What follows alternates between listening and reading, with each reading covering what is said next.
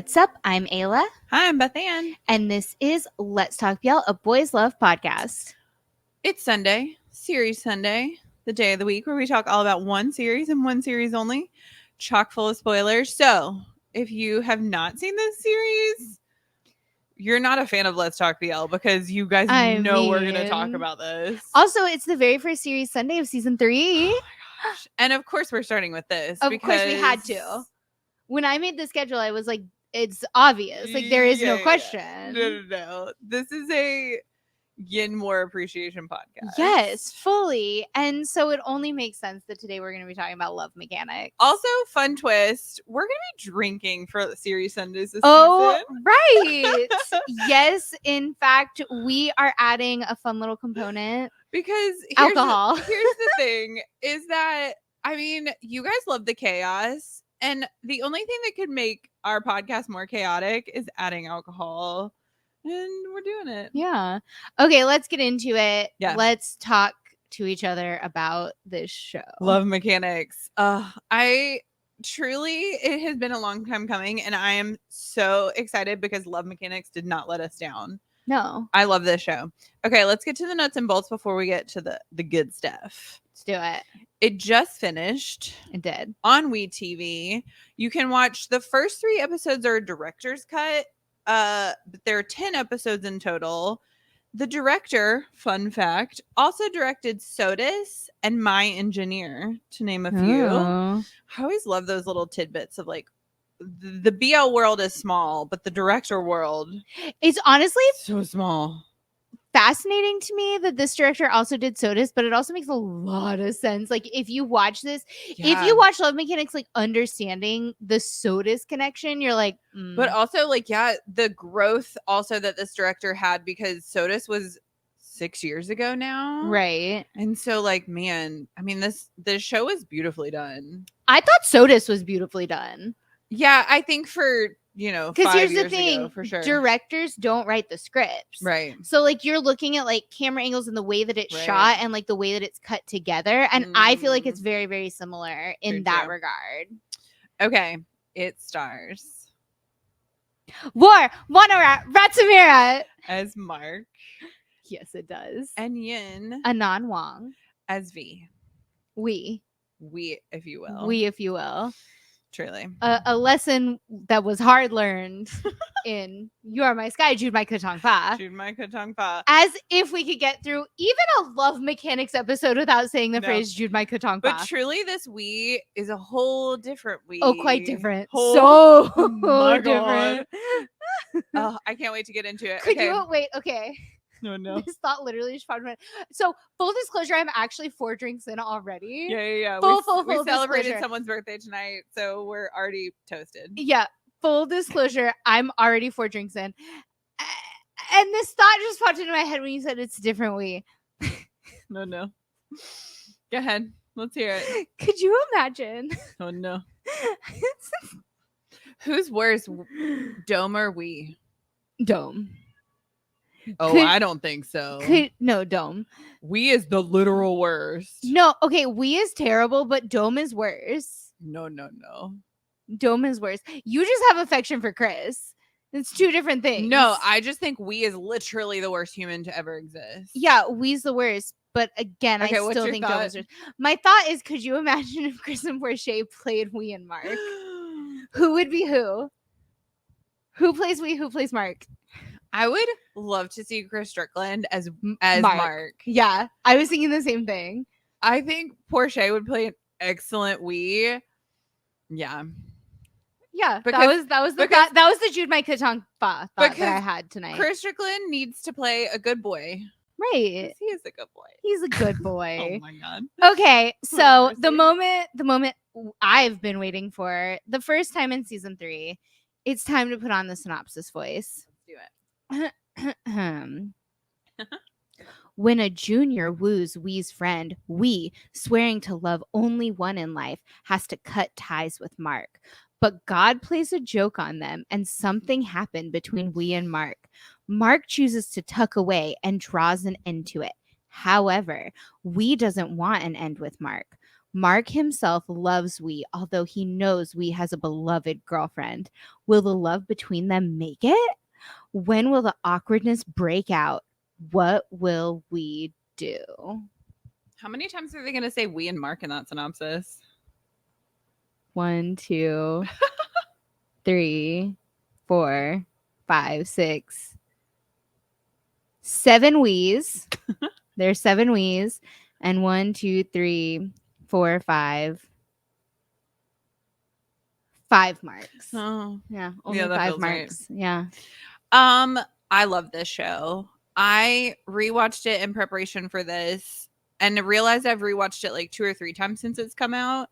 And this show has everything. It has drama, it has emotion, it has all the BL tropes that you love. It has Prom as Nua. I love Nua. I love that character. I love Prom. I love everything about that boy. And Nua is like, Listen. I'm gonna go through it after this boy. Okay. I think everybody probably knows I love this show. Like, I mean, always on that war agenda since season 1. Yeah. I do not like War. I genuinely believe War is the best actor in BL. Like, he's a very, very good actor. Like, he's so talented. But Yin gave War a run for his money this season. Yes. Holy cow. Yin has had so much growth. Yes. But I do genuinely think that War is the best actor in BL. I mean, he took the character of Mark, who is very one note. That boy has like 0 character development. That boy has like 0 depth to him. He's just pining after Wee the whole season. And like there's nothing, but like pretending like he's not. Right, but there's like nothing else there. Like even when he has the chance to like get with this ex-boyfriend, he's like, oh god, not really, no, I don't want this. Like, right. Truly. Although I mean, look, like, I think that makes Mark more genuine because he knows what he wants. He knows what he wants, even if he knows he shouldn't want it. I think that's what I like about Mark, is that like he knows he shouldn't want it. Yeah. And like I feel like that's so true to life. Is like, how many times do you like, you know, you shouldn't want this person, or you shouldn't like but if you be into this person, but like, and I think he does go through it, right? He's like, especially in the like he goes through it. But like, I mean, like cries. Emotional, like internally. Talk I guess, about a drinking game. However many times War has to cry in Love Mechanics, take a drink. I mean, so like I think that like his internal conflict with him even liking Wee, like especially in the beginning, like the first few episodes, War plays so well because it could come off as like childish almost, but I don't think that it does. He never comes across as whiny or needy. Like he's being used and abused. I know it's a weird flavor. Oh, that's not good. No. Oh, that's unpleasant. You get used to it. It's some kind of weird flavored seltzer. Oh, that is unpleasant. Okay, but let's start with the contrast of the original series to this series. I thought they did a great job of the 3.5 episodes going to a full show. Yeah. Of like you feeling like you realize very quickly that the entire 3 episodes is the whole show. There were just like pockets missing because they had weird time jumps. Well, and they tell you that in End of Love. Like when you're watching End of Love, like you miss it. I have rewatched End of Love too many times. And so I caught on to it, but like I think the first couple times you watch End of Love, it's really easy to miss that they actually do tell you there are significant time jumps. Right. And so like End of Love, basically, they're like, we're gonna get, essentially End of Love is giving you a synopsis. Yeah, totally. Is what's happening.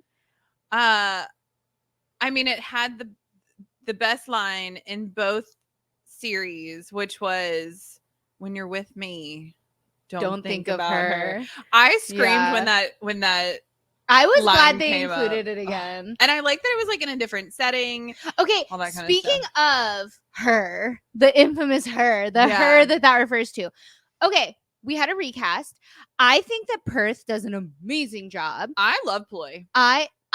Perth, listen, I think Perth makes Ploy likable. 100%. I think that developing Ploy a little bit more, like, first of all, makes her more likable, but also because I, like, in End of Love, we is the worst, but, like, it makes it even more obvious just how terrible we is, right? Like, developing her more, and in End of Love, she is very much, like, the evil ex-girlfriend, and I think that in the fully developed love mechanics, she is a human, right? And that's, like, always, like, our beef, right? Is that, like, the girls being the scapegoats for no other reason than they're the girl in the situation.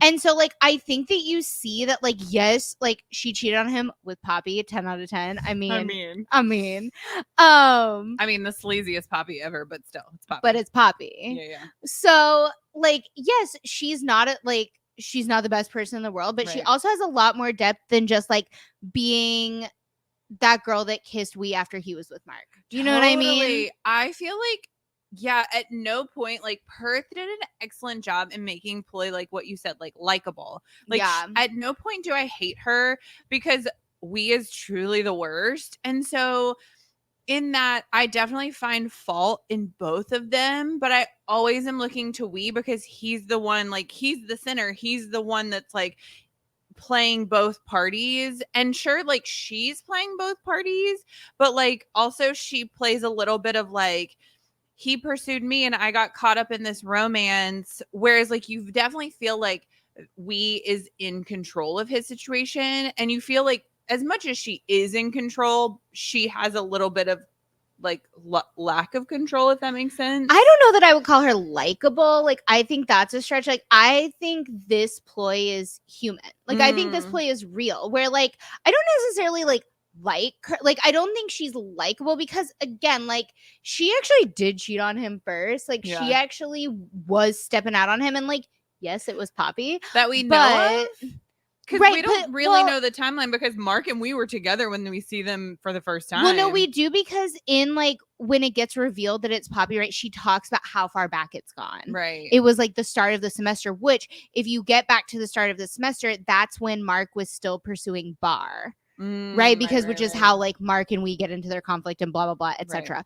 So, like, we actually do know she stepped out on him first. Yeah. And, like, that was a better recast. Sorry, folk. But, like, and I can now. I love Folk, actually. I do too, but now I can see how Mark would be into Bar. Whereas, like, the first iteration, you have to admit, like, you were like, I don't understand. No. Here's what I didn't understand. No. Okay. I always understood Folk because I think Folk is precious. Yeah, he's adorable. I like Folk a lot. Who I didn't understand was Win. I'm not gonna lie to you.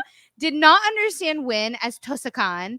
And, like, what I didn't understand was Folk when being given the choice between Gun between Gun and Mark, but, like, okay, Win and War. Yeah. Like, it made no sense to, like, it made negative sense to me, especially because, like, not even just from, like, an aesthetic point of view, but from, like, a character point of view. Like, Mark is so just, like, he's dedicated and he's sweet and he's, like, versus, like, Gun is, like, embarrassing. I don't know, like, and he's so the worst.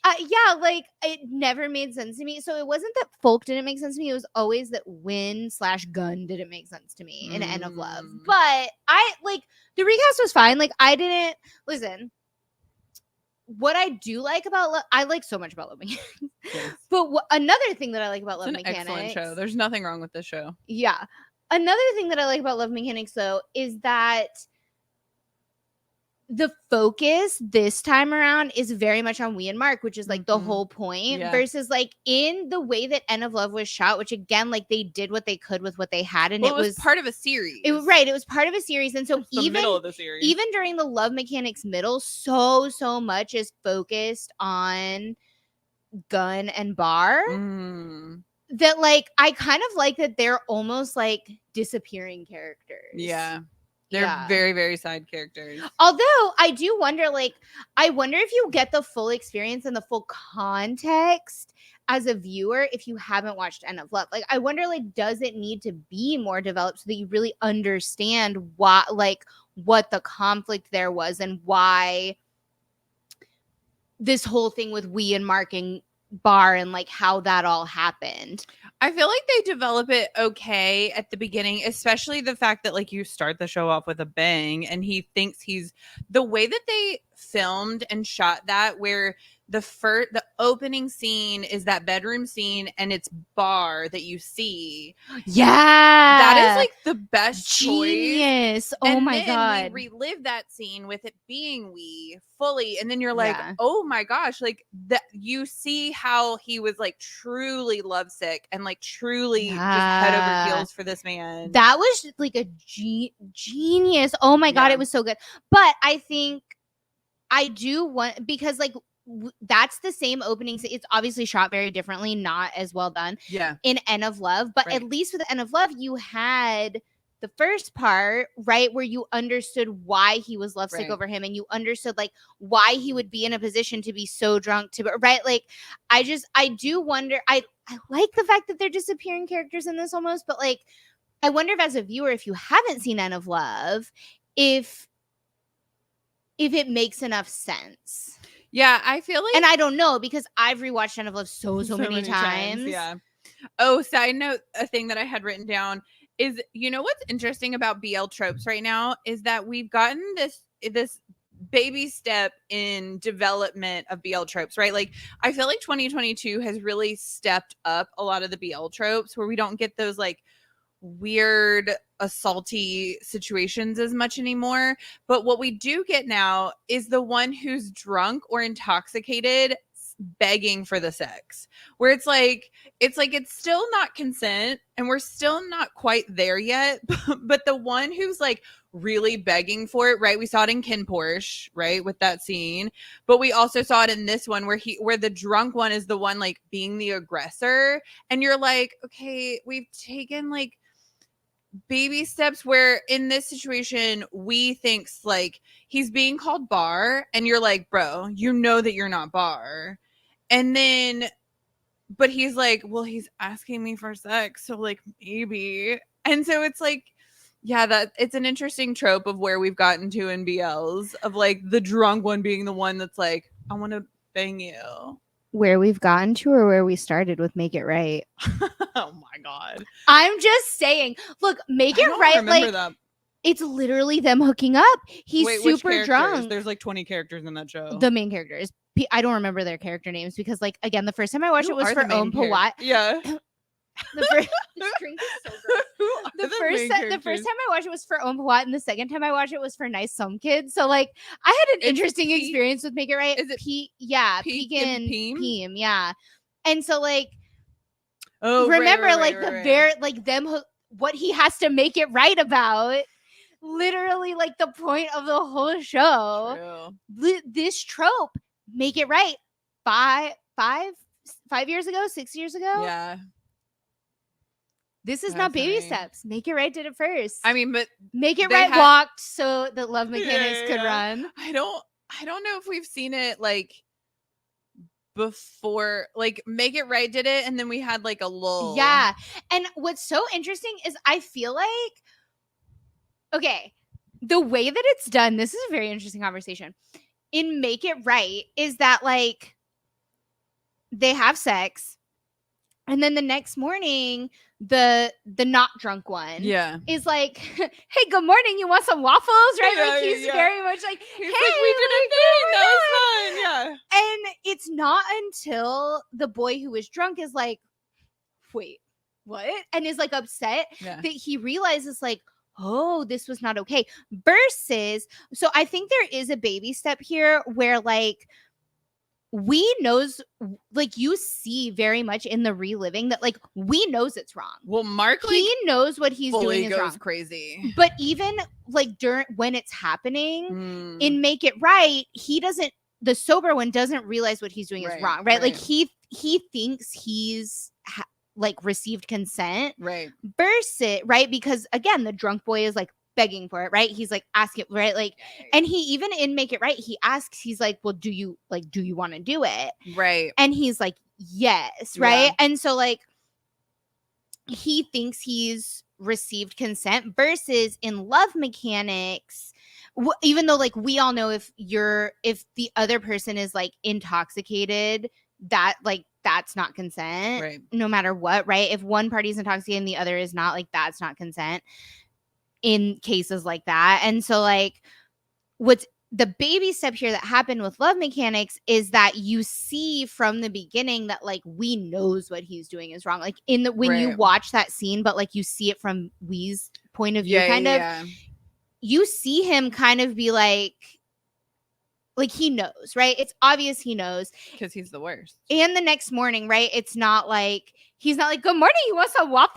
Like, right? Like, he knows what he did was wrong. Yeah.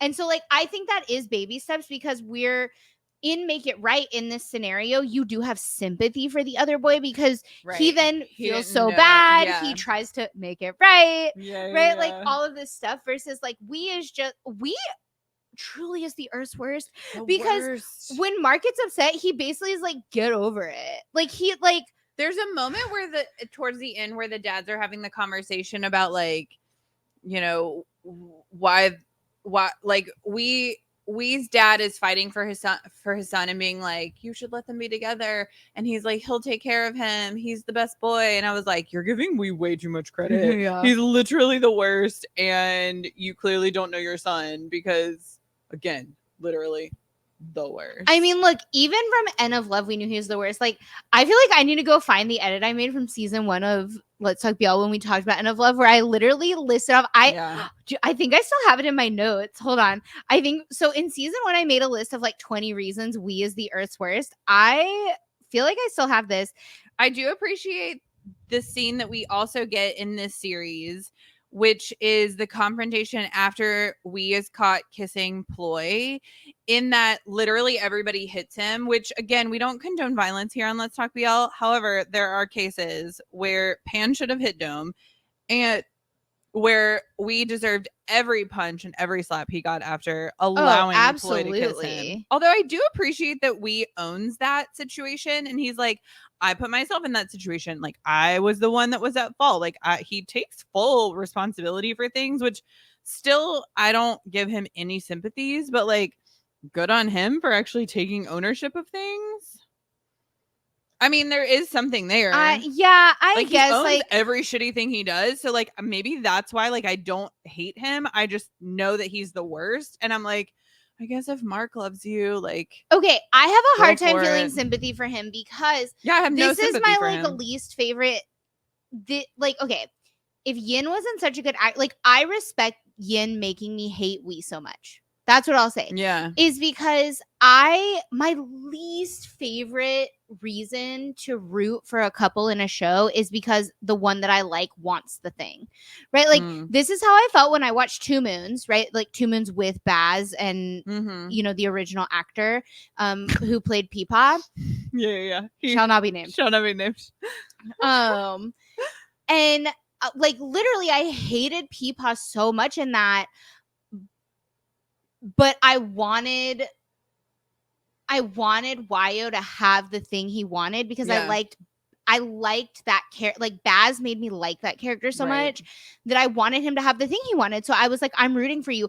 But I didn't like it. I didn't like rooting for them. Right.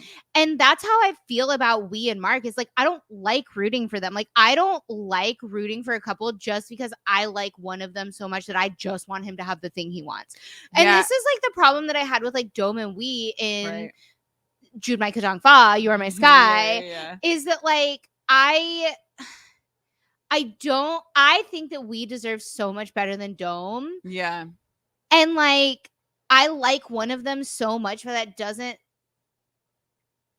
apologize for or make the other one likable, I guess. Totally. And so, like, but I mean, again, I respect Yin for making me hate Wee so much, because that's the mark of a good actor, right? It's the same thing that, like, Jimmy in Bad Buddy, right? I hated him so much. That means he did a good job. Yeah. And, like, who else were we talking to that we were like, I'm sorry, but I hate him? Oh, Counter.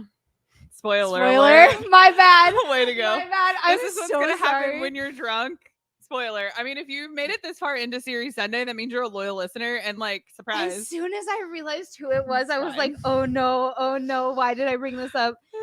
Yes, right? So, like, Kauna makes you hate Long so much. I mean, Long's the worst character ever of all time.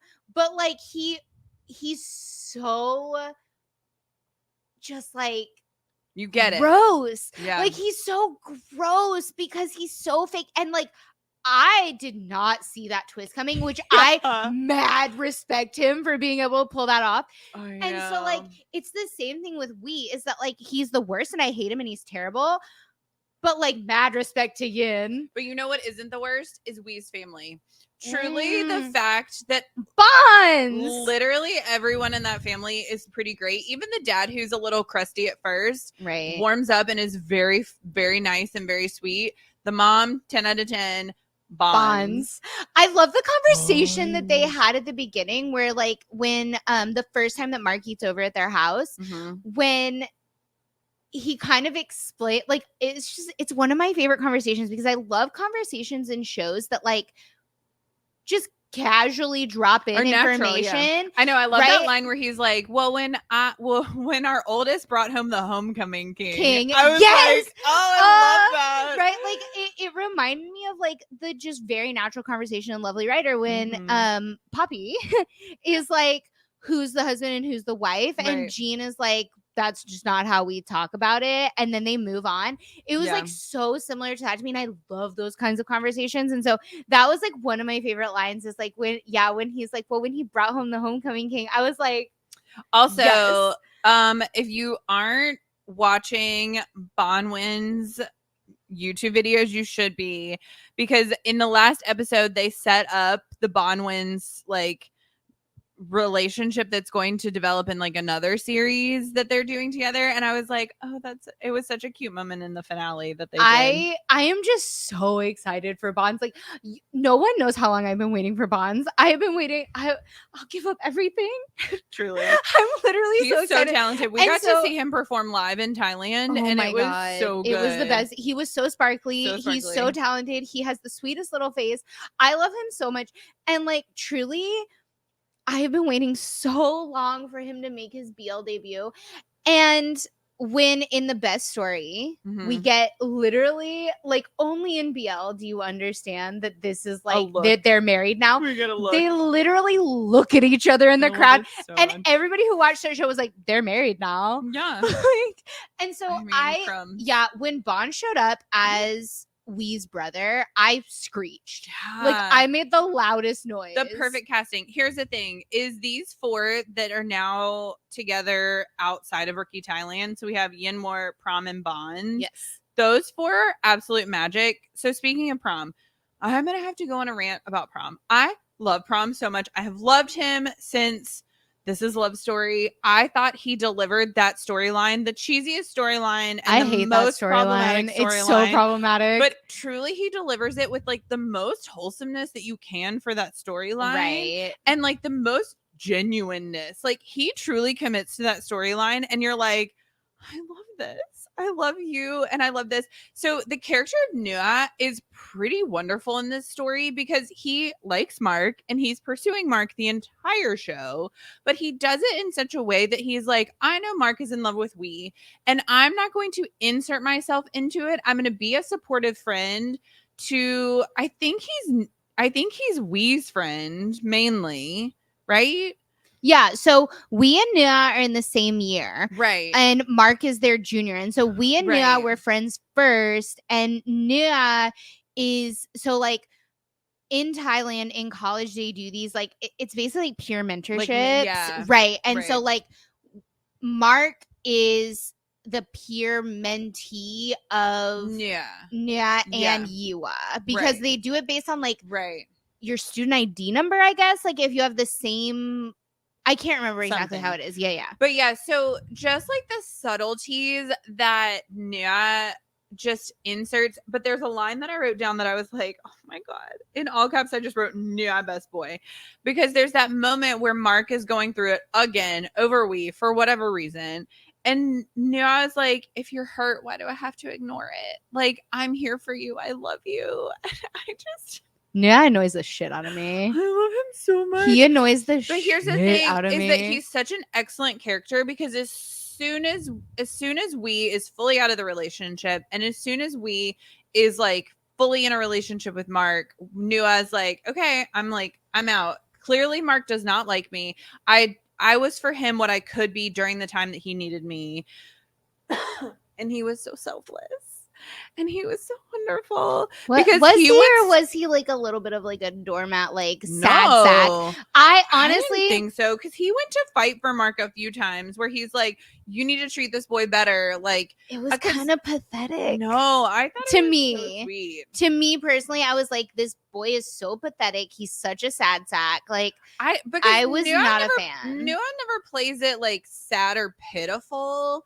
Like, he seems like he came off very pitiful to me, particularly in the episode when they make the tarts after when they're going to do the offering to the shrine where they're like, it helped them get good grades.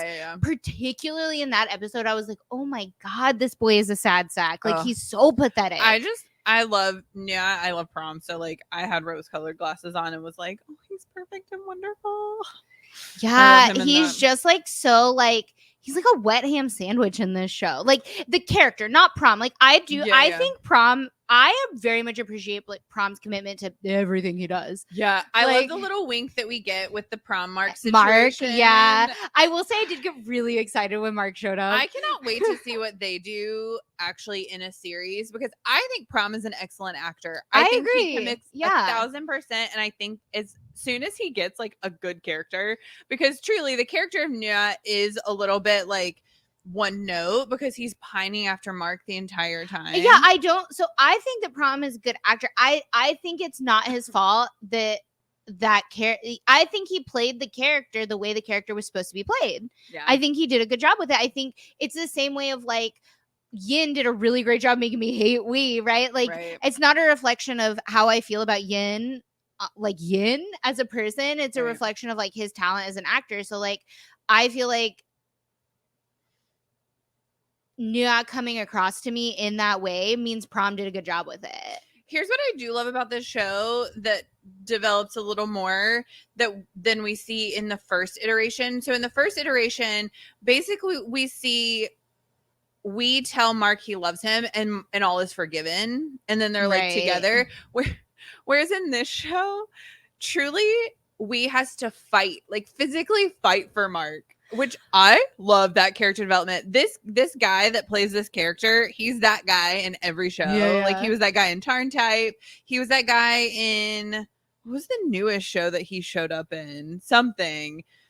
But he's that guy that shows up at the last minute and is like, you think you're going to get together so easily? Like, I'm gonna test you. Speaking of fighting, okay, I do love this show so much. Listen, I do. It's well made. It's beautifully shot. It's so the good. Acting 10 out of 10. But like, can we please talk about the like hostage situation at the night market? Like, who was that? I mean, that whole situation was pretty great. My favorite part was the Lacoste product placement. I did love here's the thing, y'all, that product placement absolutely worked, because immediately we were like, we need to go to the Lacoste store? Should we go to the Lacoste outlet? Yes. Every time we saw Lacoste, we were like, do we need Lacoste? Right. The amount of merch that I bought in Thailand just because a BL boy wore it, like the product placement works. Yes, it does. And this is how our boys get paid. This is how these shows get made. Buy the stuff. But the hostage, like, why? I've watched the whole show twice now. This show does have some curveballs. I don't understand the point of that, because was it just for the Lacoste product placement? If so, I feel like there are better ways to have like placed those shoes, because his shoe breaks, right? Like the shoe breaks during him like saving him and from the hostage, from the man who escaped the mental institution. Right. It's very K-drama. This is what K-dramas do. And you love it because it makes no sense in the storyline. It's just literally 5 minutes of like chaos. And it's not even character development, right? No. It doesn't do anything to further their relationship. It's to just like change. Moment. It's a cute moment. It's so cute. I love a hostage situation. He gives him shoes afterwards. It gives them a moment to be cute together. But like after was it necessary? Like, I guess my question is, did we really need a knife to be held to Mark's throat?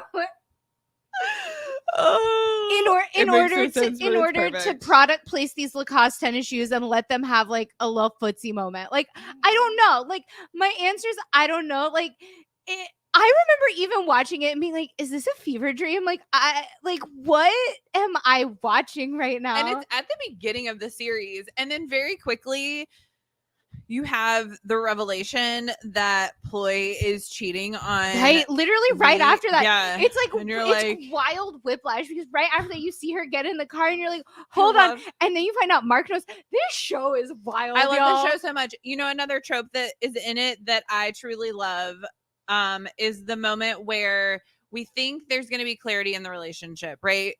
Ploy and we have taken a break. We is like, okay, I'm going to go clear things up with Ploy. And then suddenly Ploy gets into a car wreck because dun dun dun, Ton is abusive and the worst human ever. Yes. And it turns out now she's like, we is the best thing that's ever happened to her and she must stay with him. And he's, of course, going to take care of her because he has some ridiculous obligation. Right. Like he feels obligated to her because like they had been dating for so long. I hate blah, this blah, excuse. blah, Anybody's right? excuse. Time spent is not a reason to stay in a relationship. Although, listen, this is not prison. Time served is not a thing.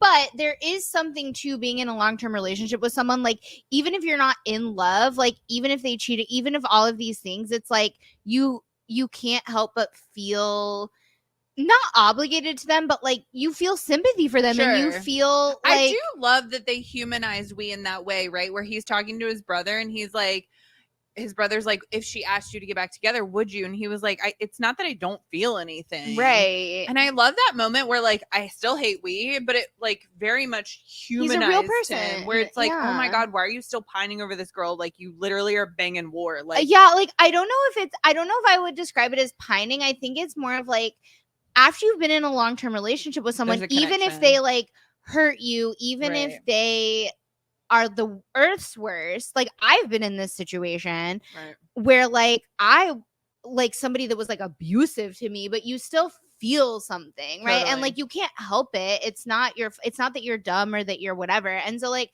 it makes him very real, although he's still the earth's worst. But I like their relationship is, and what's interesting about it is like I think they both acknowledge it, Ploy and We. Yeah. Is that like their relationship actually sucks because like it, and there's a scene in this show that reminded me so much of I Promised You the Moon. Mm-hmm. Obviously not to the same level of I Promised You the Moon, but like so like let's talk about the scene in I Promised You the Moon. Tay has... Was it at the office building on the rooftop? Is that what you're talking about? No. Okay. So it's like, again, it's a different kind of extreme, but it's like the same trope, or not trope, but like situation. Yeah. So Tay has developed these feelings for his acting coach Obe, who I can't remember Obe's character's name, and I Promise You the Moon, but it's Obe. And Obe has told him like, you need to remember the first time you like had sex, right, with your boyfriend, right? And he goes home and he has sex with O, but like not like, you're as a viewer, you're so conflicted about it because you're like, this is gross. Like he like you don't. It's his motivation. It's so beautifully shot. Those two have great chemistry, right? Like it should be this thing that you're excited to see, right? Like you see this intimacy between characters, but like the whole thing is underpinned by like this grossness because he's doing it because Obe has told him to, right? Not because he actually loves O, right? And then later on, when there's like the breakdown of that relationship and things start like physically manifesting, falling apart, right? Like it's raining anytime they talk to each other, like things are breaking, right? Like there's like a physical manifestation of their relationship breaking. Same thing happens in Love Mechanics, where like that gift that he gives to Ploy, he's actually made Mark come and like help him pick out, and he's like, what smells good to you? Like, what would you like, right? And he very much buys that gift, not because Ploy needs a gift, but because he wanted to spend time with Mark. And so like it's the first indication that he's like a shitty boyfriend, and that their relationship is so just like their relationship is so broken that Yeah. that they're like going through the motions of Yeah. this relationship, but it's not, there's no real feeling behind it anymore, even if there was once. Right. And it's like, it just reminded me so much of that, like that progression in I Promise You the Moon, because then when Poppy shows up and there's like the confrontation at the door, and then like we goes to leave, the perfume breaks, so there's this like, again, this like physical manifestation of things like breaking down. Totally. And I was like, oh my gosh, this reminds me so much of I Promise You the Moon. And I always think that kind of like metaphor is really interesting in shows. Yeah, I didn't even think about that. I feel like that moment where you're finally like, okay, they're like, the ties are broken, you feel like these two characters have accepted that their time is over, and you're like, okay, we finally are moving on. But I do love that, like, from then on, there's still not a clear path to them getting together, right? You have the parents, you have this like random boxer that shows up. I mean, listen, I'd fight for war. Like, listen, it makes perfect sense to me. I feel like, and it's funny because I remember like the final 2 episodes were just they were so heavy, like there was so much to them, because in the very final episode you have the whole like parent situation, which I felt like they really developed quickly and well, and it definitely gave some development to Mark's family, because his mom is very supportive, but his dad is not. And you kind of see his dad come around, which is very sweet. And in that confrontation of like, these two boys aren't like, they're facing difficulties, not because they're like in a same-sex relationship, but because one is poor and one is rich. Right. And so that was a nice moment of like, we have moved a little more away from, it's not because they're two men, like that's still recognized and that's still talked about right at the beginning with the whole like, he brought home a homecoming king. Yeah, but it's like, everyone's like, yeah, these two boys in a relationship, but the dads are like, but the dowry. And you're like, oh my what God. else is that? Oh, this is like a very weird trope. Like they do it in a really weird way also in Tanhan Chanlati, where it's like the dad is so homophobic and you're like, why? Like, what is your problem, bro? Yeah. And then you find out that like, it's not actually that he's homophobic, it's that he's concerned that there's not going to be an heir for his business. Right. And then whenever the moms are like, no, like we can still produce an heir. Like, it's fine. The dad's like, okay, hell yeah, I'm on board. Like, it's so funny. Also, do they still do dowries in Thailand? Like, I'm so curious. We should ask people. We should ask someone. We have so many friends now. Yeah, we should ask someone. Because that comes up randomly. And it came up in Love Mechanics, because the mom said something to the dad about how like it still took you time to get the dowry or something like that. Or he was like, I was concerned about affording the dowry. And so, yeah, I'm curious if that's still a thing. Huh. I wonder. Well, doesn't it also come up in Tarn type? Yes. Is it Tarn type 2? Yes. Yeah. Because he's like, you can't, like, where's the dowry? Right. And then he's like, my sister's this famous actress. Yeah. It's like, what? Yeah. Okay. This show is amazing. 10 out of 10. 10 out of 10. It's so good. And like, okay. There's nothing wrong with the show, honestly. Everybody knows me as like, I'm famously a prude, right? And like, I will say, I think that the spice in the show was done really well, and it didn't feel like I love that ending scene. Overwhelming, right? Because I think that for those of us that don't like live for the spice, like sometimes like shows that go too spicy are like difficult to watch, because you're like, I need more. Yeah. Right? You're like, listen, this is fine, but like I could Google porn, like, right? Like if that's what I was after. Speaking of, you know what I realized in the like 10th rewatching of the show was that the yin war of it all never took me out of this show. Yin and War are such excellent actors. Right. I don't see Yin and War. I see Mark and Wee. I see Mark and Wee. And I was like, damn. Because Yin and War are such a force as Yin War. Right. As the ship. They have like WXY. They have like the Laneige deal. They have like they're so popular. They're net idols all in themselves. But like them playing these characters, I was like, I don't see Yin War. Because like at no point would I ever believe that like Yin and War ever want to like make out with each other the way that No, they're Mark such fun and friends. the way that Mark and we do. But like, yeah, the Spice reminded me of that, where like that ending scene where Mark goes full like senior on we, I love, because that's the fun dynamic of this show, is that because Mark is playing because War is playing a younger character, it's a fun dynamic switch, because in real life you very much feel like War is the older one. War is Yin the is P. the younger one. Yeah. I like that dynamic. I think that's another thing that I do like about the show is like the spice is really well done and it's there. And like this show, I think, is for everyone, right? Like if you're one of those people that's like, I love a spicy show, which like no tea, no shade, like, you know, you do you. Mm-hmm. This show is for you. Yeah. If you're one of those people that's like needs a little more to the spice in order to like to make the spice like work for you, because otherwise, like, this is a problem that I have, for example, with 50 Shades of Grey. I tried to read 50 Shades of Grey, and after, like, it's just boring. Yeah. It's like, okay, how many times can I read a sex scene? Like, give me more. And then it doesn't start getting exciting until like somebody's like in a helicopter trying to murder someone else. You right? take out the sex scenes and you're like, okay, I'm bored. Yeah. And so like it's the same thing for those, like for the viewers who are like, yes, I'm into this, like, yes, the spice is awesome and I love, like, this is great, but I also need plot to stay interested. This show is for you. Right? Totally. Like they're like, I think this show, we like everyone in the BL community talks about like soft stands and spicy stands. Mm-hmm. I feel like this show is for like both the soft and the spicy. I also like some good tension as someone who loves some spice, because like I'm living vicariously as a single person.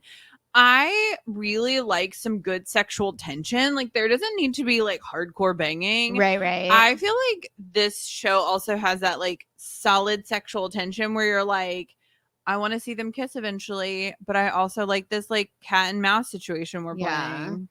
Yeah, I think the best shows are the ones where, especially if you're a fan, like, because we are fans, right? Like, mm-hmm. And like we consume so much content, right? Like we watch all the YouTube. Like I have watched WXY in its entirety so many times. Mm-hmm. Like I have watched every single like Yin War Laneige weekend. Like I have watched every single Yin War anything, everything, right? Yin like War magic. I have watched all of Yin's YouTube. I have watched all of War's YouTube. Like even so, like their solo stuff, right? Like, and so like I just consume so much Yin War content that like the fact that I can watch Love Mechanics and I don't see War and I don't see Yin, like I truly see Mark and Wee is pretty impressive. And like I think all the best shows are like that. Like it's the same thing with like I watch I Told Sunset About You and I don't actually see BK and PP. Right. Like I see Tay and O, and Tay and O are very, very separate to Bilkin and PP to me. Totally. And like I mean it's the same thing for so many shows where it's like, no, I mean, not so many, but like there are a handful of shows that I think are the best shows that like that. Again, this is another reason like You're My Sky, Jumai Kutang Fall is so good, is that like that cast as a group is magical together, and like they're all just like, they all have these very interesting personalities. I know. I couldn't watch that show if I thought of Chris and Portia as Dome and Wee. Right. Like they're Dome and Wee in the show. Right. Like Dome and Wee are not Chris and Portia. Chris and Portia are not Dome and Wee. And it's the same thing for, right, like Sia. Right? Like truly that is such a different like and the same thing with Boom Jump, like A and San, totally, and like different. Torn, like so like I watched that show, and as much as we love Sia, right? Like I would die for Sia. I would jump off a cliff for Sia. I would stay tuned for birthday celebrations for Sia. I would like throw my own mother. I love you, Mom. I'm so sorry. I don't think you're gonna get this long into this episode, so I think it's fine.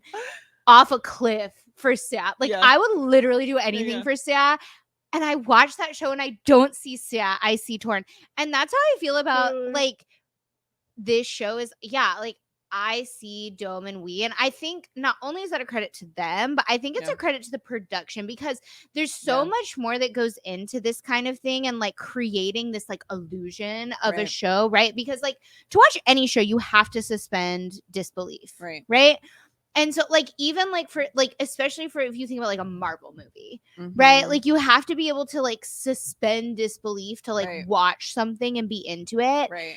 And I think that and like it's not just. I love the idea that you're comparing love mechanics to a Marvel movie. I feel like yes, War would be really into that actually.